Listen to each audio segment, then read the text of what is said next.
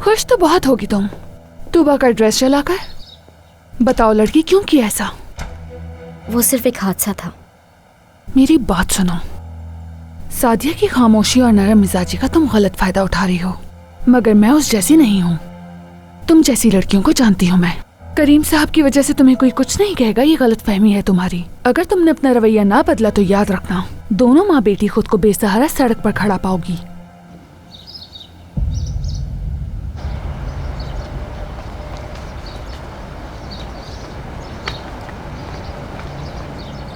Good morning.